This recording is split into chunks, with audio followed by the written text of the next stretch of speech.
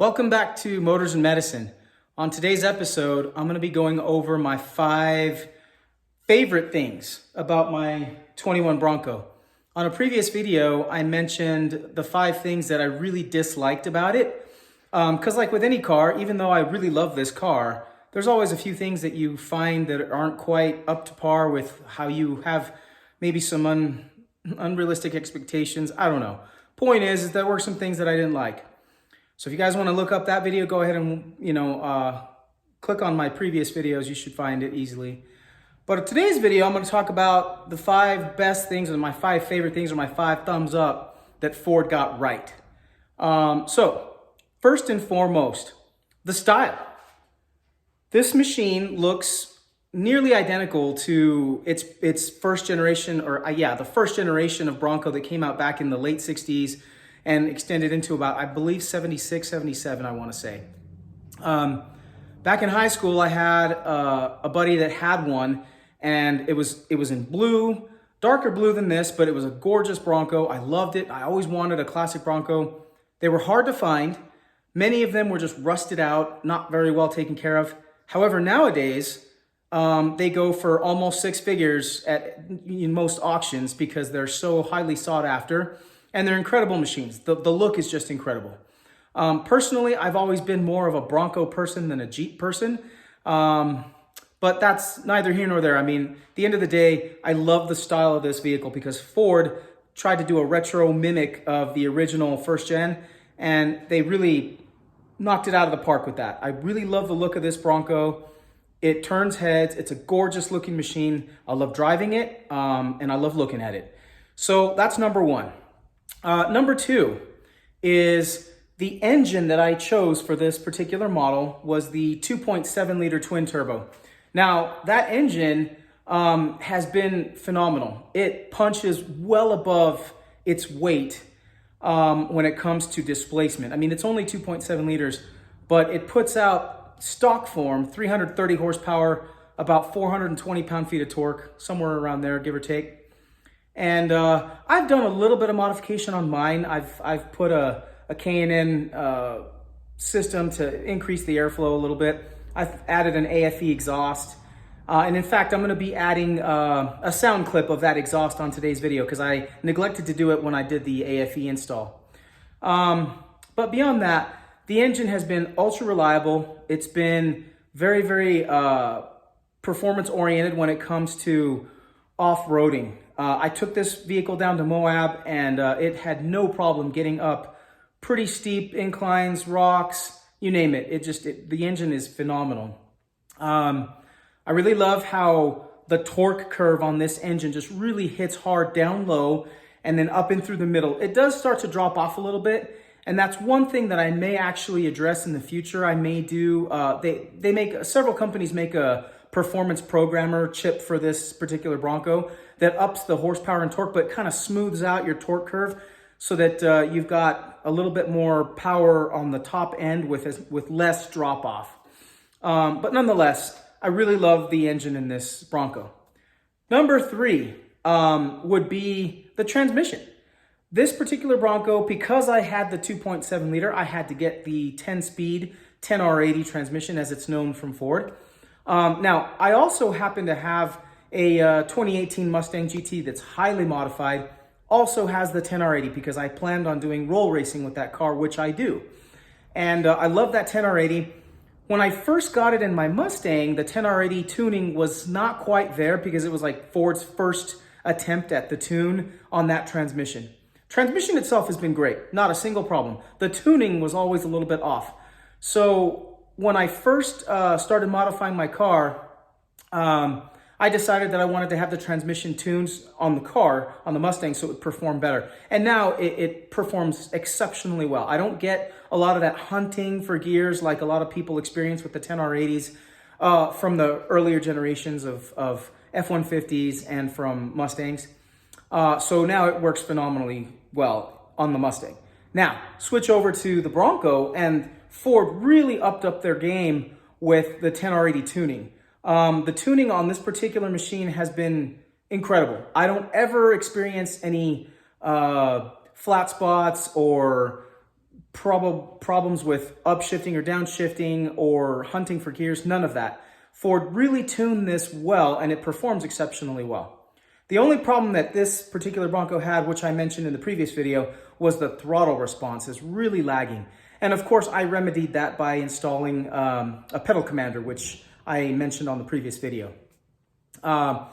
The fact is that Ford really got the tuning right on this transmission. It drives well, and it does really well on road trips. Because of the 10-speed, I actually get relatively decent gas mileage.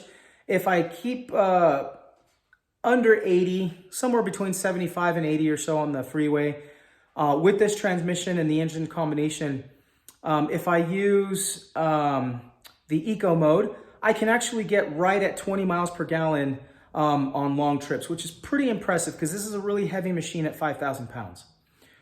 All right, next. Let's see. Styling, engine, transmission. Number 4 would be the Sasquatch package. Now, not every Bronco comes with the Sasquatch package, but it's a really highly sought after option that you can option out your Bronco with.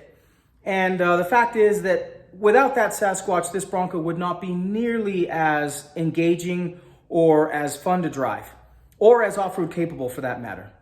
Now, with the Sasquatch package, you get several things. Bilstein position-sensitive shocks that adjust based on the terrain you're driving. A slight lift over a stock Bronco. What Ford calls 35-inch tall tires. The reality is these are 315/70 R17s, and that really equates to more like 33 and a half, almost 34 inches, not quite 35, but it's close. They are phenomenal. It's a phenomenal tire. It handles well, does pretty well on off-road. But the Sasquatch package also includes a different gear set in the back at 4.7 to 1 ratio, which really helps the Bronco take off from a stop, and it helps it crawl when you've got it in really low gears for off-roading. It also comes with the front locker and the rear locker, which are part of the hero switch mechanism up in the console, which I've gone over in a previous video. All that said and done, the Sasquatch package just really makes the Bronco an incredibly well-performing machine. Off-road, on-road, it doesn't really matter. In fact, my particular model came with sport mode. Now, not all Broncos come with sport mode, and I mentioned that in the previous video. But sport mode in this puts it in a more aggressive transmission tune, aggressive pedal mapping, engine tune, and the all-wheel drive system is engaged. And with that sport mode in place, this thing just, I'm surprised how well it handles around corners for being such a heavy, high center of gravity machine. I can literally hit the gas pretty dang hard and go around pretty tight corners, and this thing just grips. It just pushes and pulls because of that all-wheel drive system. I'm really impressed with that. But the gearing helps with that a lot. And of course, that Sasquatch package, when you're off-roading, makes a huge difference when you've got the front and the rear lockers whenever you get in sticky situations. I've used them. It works incredibly well. It almost makes it too easy. It's almost like you're cheating when you go off-road. Now, I know that Jeep has a lot of similar amenities in their vehicles, but what I like about Ford is that you really get a complete package with this Sasquatch. And with the Jeep, you kind of have to up option quite a bit to get similar performance, just in my opinion. You can buy a Jeep Rubicon, and that comes with very similar options, but the tires on the Rubicon I don't think are quite as big, although you can option for bigger tires. I'm just talking about stock. Now, that's enough of the Sasquatch package. The fifth and final most favorite thing of mine with this particular Bronco is the modularity of the machine. This Bronco, the way it was designed from Ford, it is exceptionally easy to accessorize and to remove the doors and the top in no time. My father-in-law's got a Jeep, and he went to try to take a door off, and it hadn't been done in so long that the door was kind of rusted in place, couldn't even get it off. He's got these pins that he has to hammer out. It's just a system that, to me, in my opinion, isn't as efficient as the system on the Bronco. The system on the Bronco is so easy. I can literally take doors off and the top off all the way to the very back in about 30 minutes. And that's just taking it leisurely. Not only that, but the one unique thing about the Bronco is that it comes with door bags, which I ordered, and I can literally take off all my doors, put them in the bags, and store them in the back while I'm driving around. And I don't have to worry about having my doors in the garage, taking up space. If I want to just take all my doors off, if I'm driving around, it's just that easy. I really love that aspect, the modularity, the ease of taking off doors, taking the top back, accessorizing it. I mean, this thing was built with accessories in mind. I mean, I can put different bumpers on it, a winch, undercarriage armor, you name it. And one of the next modifications I'm going to do to this is the undercarriage armor, which I'll do a video on. But the fact is that it's just super easy to modify this vehicle. And I really love this vehicle because of that. In previous videos, I've gone over how many modifications I've done to this point. But the fact is that it's just been so easy. The parts have become readily available from aftermarket vendors in a really quick fashion. And so, again, I'm super impressed with this vehicle. I'm impressed with how well it performs.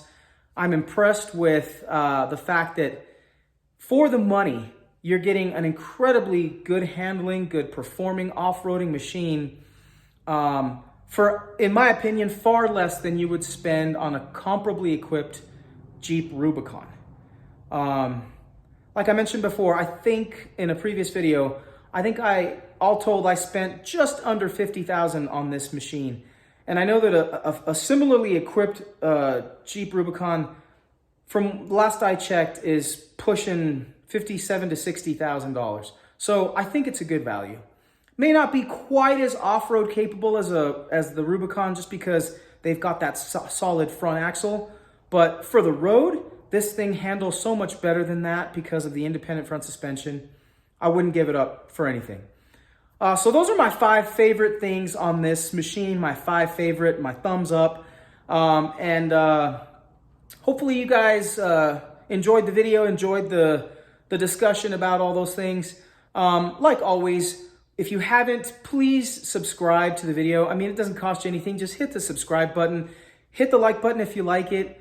And then I'm going to keep trying to make some more videos. I've got a lot of videos coming up here. It's been super cold here in Utah, and finally it warmed up. The snow is starting to melt, so I'm starting to kind of get out and do a little bit more with my cars. But until next time, this is Motors and Medicine signing off. Thanks for all your support. Have a good one.